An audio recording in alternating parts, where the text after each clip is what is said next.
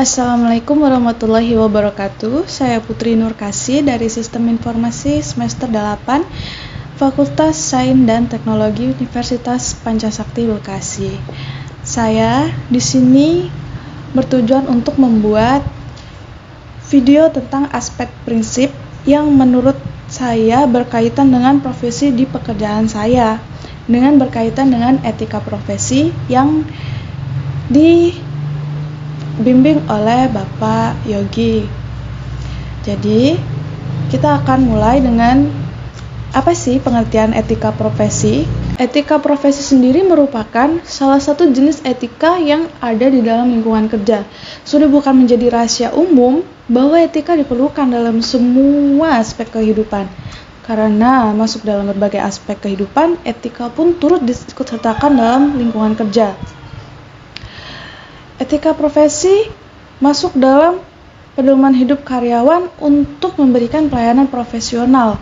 Dalam etika profesi pun terdapat 4 prinsip. Yang pertama ada prinsip tanggung jawab, keadilan, otonomi, dan integritas moral yang sangat diperlukan dalam pekerjaan kita. Contoh dalam pekerjaan saya, etika di dalam pekerjaan saya itu memerlukan etika dan profesional dalam bertanggung jawab. Kenapa? Karyawan yang bekerja mengemban tanggung jawab dari masing-masing deskripsi pekerjaan mereka.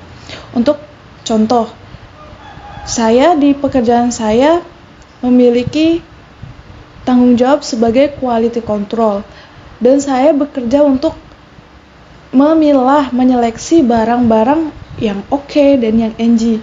Maka saya harus bertanggung jawab barang oke, yang maksud saya barang yang NG jangan sampai lolos ke customer. Saya bertanggung jawab untuk menyeleksi barang-barang oke. Jadi untuk yang barang NG harus saya buang, harus saya singkirkan, jangan sampai lolos, sehingga tanggung jawab saya itu akan hilang kalau sampai barang NG lolos. Terus tugas saya apa dong? Dan jika barang yang saya kerjakan oke dan tidak ada barang rusak sama sekali yang lolos ke customer, maka rasa tanggung jawab saya dalam melakukan pekerjaan dapat dinilai sebagai sumber daya manusia yang berkualitas dan memenuhi tentang etika profesi dalam pekerjaan saya dalam prinsip tanggung jawab. Lalu prinsip kedua ada prinsip keadilan. Sebagai bagian dari tugas dan tanggung jawab profesi, karyawan harus menghormati keadilan. Contohnya, seorang leader harus memiliki keadilan bagi seluruh karyawannya. Jangan mentang-mentang nih karyawan baru sama karyawan lama dibedakan. Karyawan lama lebih disayang, karyawan baru disuruh-suruh, dimarah-marahin, salah sedikit langsung dimarahin. Bahkan ada juga seorang karyawan yang lama malah mengadu domba antara karyawan baru dengan atasannya.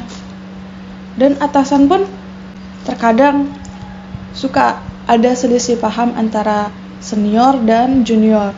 Biasanya senior tuh kurang suka gitu dengan karyawan baru karena pekerjaannya yang suka keteter atau kurang bagus.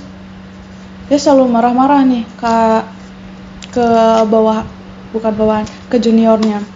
Lalu seorang atasan yang baik maka dia harus adil, harus memberitahu kepada seniornya untuk berlaku lebih profesional sebagai senior. Harusnya memberikan ajaran yang dengan pelan-pelan kepada juniornya agar juniornya lebih paham, lebih cepat dalam bekerja, dan tidak melakukan kesalahan dalam pekerjaannya. Dan leader pun bila melihat kesalahan dari bawahannya, dia harus lihat dulu, dia harus cari sumber masalahnya. Kira-kira sumber masalahnya terjadi oleh siapa nih? Oleh pihak A atau pihak B.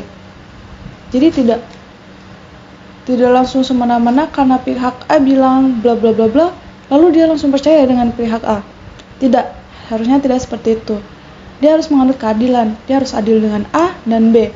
Jadi maka dicari tahu dulu, kenapa nih masalahnya, siapa yang mulai duluan, baru dia harus menindaklanjuti apa yang harus dia lakukan kepada pihak A dan pihak B. Lalu yang ketiga ada prinsip wewenang. Prinsip wewenang atau otonomi. Tentu saja dalam sebuah pekerjaan, wewenang harus dijalankan sesuai dengan etika yang konsisten dengan pekerjaan masing-masing. Maksud wewenang di sini adalah dia bekerja sesuai dengan profesinya. Contoh, saya bekerja sebagai quality control. Kadang ada yang bekerja sebagai repairing atau memperbaiki. Maka wewenang saya adalah memilah barang yang sudah diperbaiki oleh repair. Lalu dalam saat saya mengecek ada barang yang kurang bagus, maka saya punya wewenang untuk memberitahu ke repair untuk memperbaiki lebih baik lagi, sehingga barang yang rusak ini tidak akan lolos ke customer. Dan saya juga punya wewenang untuk memilah mana yang pantas untuk diloloskan dan mana yang harus dibuang. Dan tugas repair harus menuruti apa yang dimau oleh quality control, karena tugas dia memang membenari barang yang rusak, maka harus dibenarkan. Maka dia tidak punya hak untuk menolak apa yang diperintahkan dari quality control, begitu. Lalu yang keempat ada prinsip integritas moral. Integritas moral adalah kualitas kejujuran. Maka dalam pekerja kita diperintahkan untuk jujur. Kenapa jujur? Jujur itu sangat perlu. Kenapa kejujuran moral itu sangat perlu di dalam perusahaan? Karena jujur akan melahirkan kepercayaan antara satu orang dengan yang lainnya.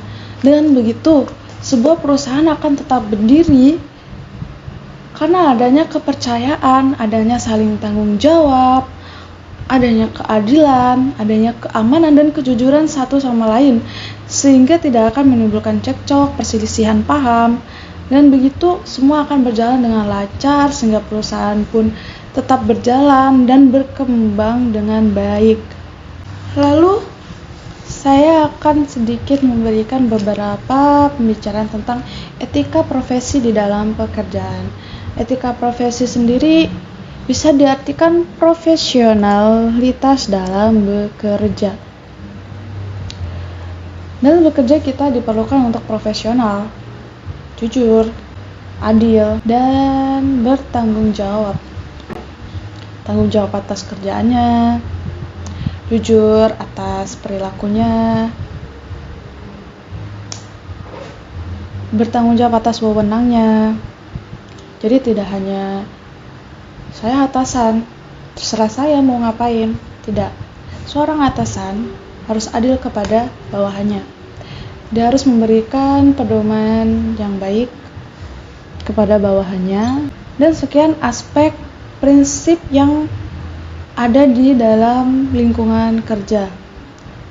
Dan apabila dari video saya banyak kesalahan atau kekurangan atau kurang jelas saat saya menyampaikan, mohon dimaafkan. Saya akhiri. Wabillahi taufiq wal hidayah. Wassalamualaikum warahmatullahi wabarakatuh.